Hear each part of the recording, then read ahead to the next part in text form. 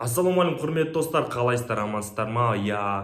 Менің ютубыма бірінші тіркеліп қойыңыздар. Сіз тиктоктан келген болсаңыз, осы видеоны көру үшін сіздер, білем, мен сразу бойды көру үшін келдіңіздер.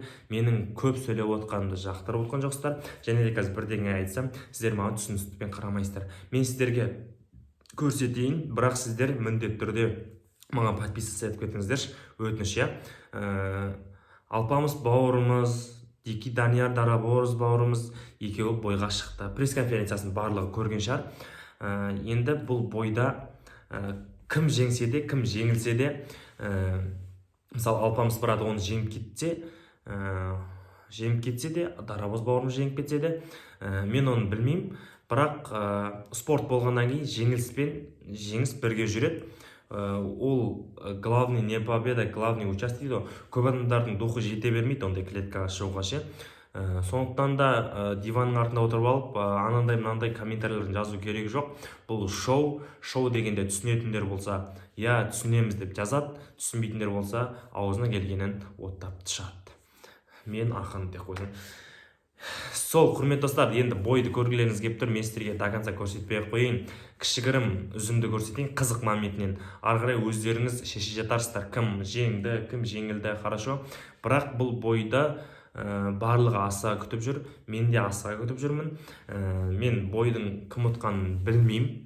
Бірақ мен Алпамыс братқа фанатпын. Алпамыс братқа жақтасам, Алпамыстың бұл бойда ұтып кеткенін қалаймын. Бірақ мен кім ұтқанын шынымен білмеймін. Бірақ кім ұтса да, Дики ұтса да, Алпамыс ұтса да, екеуі де красавчик. Өйткені анандай жерге шығып, шоу істеп, халықтың алдына жаңағыдай клетканың сетіне 8-угольник ішіне шығып төбелесу әр адамның қолынан келе бермейтін дүние. Көп адамдар былай айта беруі мүмкін, бірақ сол жерге шыққан кездегі аурасы, ощущениесі, жаңағы жердің сезімі өте бөлек нәрсе. Неге десеңіздер, мен білесіздер, өзім шығып көрдім, спортсмен жігітпен шықтым, дайындалмай кәдімгідей.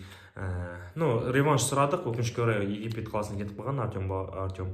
Сосын ол көктемде келеді деді. Енді ал міне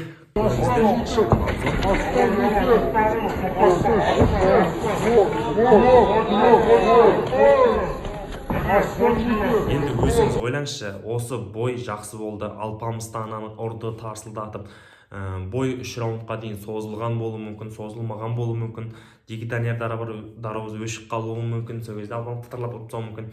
Енді өздеріңіз мнениелеріңізді кішкене жаза тұрыңыздар, сәл шыдай тұрыңыздар. Бой шығады міндетті түрде шығады. Сол кезде салатын болам. Ендеше осы бойға кішігірім обзорына қарап, өздеріңіз бір шешім комментарийға жазыңыздар. Кім жеңуі мүмкін, кім жеңілмеуі мүмкін. Маған лайк басып комментарий жазғандар от души. Всем рахмет. Енді мына жерде комментарийны толтырып тастаңыздар. Давайте.